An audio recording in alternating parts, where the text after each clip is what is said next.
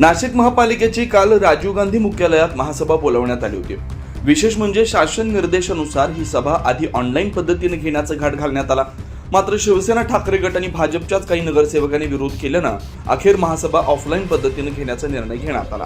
या सभेसाठी तब्बल 100हून अधिक नगरसेवक आणि अधिकारी महापालिकेत आले।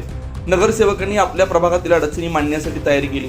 मात्र श्रद्धांजलीचा ठराव मंजूर करून विधान परिषद आचारसंहितेचे कारण देत ही महासभा अवघ्या 2 मिनिटात तहकूब करण्यात आली। जर महासभा तहकूबच करायची होती तर मेसेजच का पाठवायचा? सगळ्यांना बोलवून तब्बल 500 लिटर इंधनाचा चुराडा कशासाठी केला असा टोला विरोधकांसह काही नगरसेवकांनी लगावला। ऑनलाईन महासभेला विरोध झाल्यानं सदस्यांच्या मागणीनुसार प्रशासनानं ऑफलाईन महासभा आयोजित केली। मात्र प्रत्यक्षात कोणतीही चर्चा न करता सभा तहकूब करण्यात आली। ऑफलाईन महासभेसाठी बहुतांश नगरसेवक आणि अधिकारी स्वतःच्या वाहनांनी सभागृहात आले। 100हून अधिक वाहनांची वर्दळ झाल्यानं इंधनाची मोठ्या प्रमाणात उधळपट्टी झाली।